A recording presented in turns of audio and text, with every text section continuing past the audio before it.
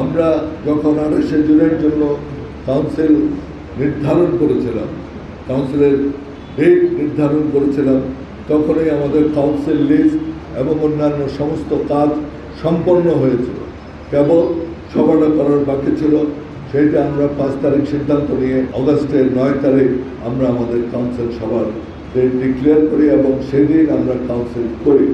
Council করার আগে আমরা নির্বাচন কমিশনকে জানাই এবং তাদেরকে অনুরোধ করি তাদের রিপ্রেজেন্টেটিভ যেন আমাদের কাউন্সিল মিটিংয়ে পাঠায়। আপনারা দেখেছেন যে 9 তারিখ যে কাউন্সিল করেছে, কেবল আমাদের মূল দল না, অন্যান্য দল যারা ভেঙে চলে গিয়েছিল তাদেরও নেতৃবৃন্দ সকলেই সেদিন আমরা একত্রিত হয়েছিলাম।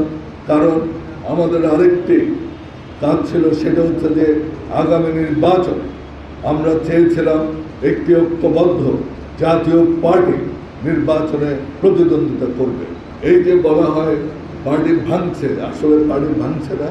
আমাদের গত কাউন্সিলের মাধ্যমে পার্টি আরো ঐক্যবদ্ধ হয়েছে বলে আমি মনে করি। কাউন্সিলটা আমাদের মূল পার্টি, জাতীয় পার্টি, যার নিবন্ধন 12, সেই 12 কাউন্সিল আমরা করেছি অ্যাজ অ্যাক্টিং চেয়ারম্যান। আমি এই কাউন্সিলের সভাপতিত্ব করি এবং সেই কাউন্সিলে আমরা দুটো জিনিস করি। একটা হচ্ছে তদারকির যে কমিটি ছিল, কাদের সাহেব যেটা চেয়ারম্যান ছিলেন, এবং আমাদের মুজিবুল হক চুন্নু সাহেব যেটার মহাসচিব ছিলেন, সেই কমিটিটা আমরা বিলুপ্ত ঘোষণা করি এবং একটা নতুন কমিটি ঘোষণা করি।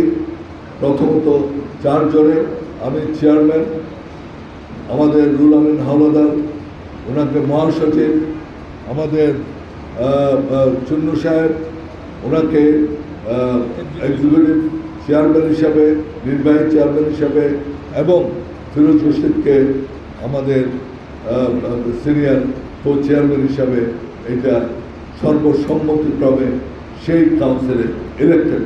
এবং সাথে সাথে আমরা গঠনতন্ত্র পরিবর্তন করি। বিশেষ করে আমাদের যেই অগণতান্ত্রিক ধারণা ছিল 20-1 ক, সেটাকেও আমরা সেই কাউন্সিলের বিলুপ্ত ঘোষণা। আমরা সমস্ত কাগজপত্র, কাউন্সিলের লিস্ট সব কিছু আমরা যথাসময়ে সাথে সাথে নির্বাচন কমিশনে জমা দিই। আমাদের এই কাউন্সিলে তারা ইলেক্টেড হয়েছে যাতে তারা সেটা কগনিজেন্সে নেন এবং এটা তারা নথিভুক্ত করেন। যে তাদের সাহেব এখন যে দাবি করছেন তিনি জাতীয় পার্টির চেয়ারম্যান, সেই কমিটি কিন্তু একটা বৈধ কাউন্সিলের মাধ্যমে এটা বিলুপ্ত ঘোষণা হয়েছে।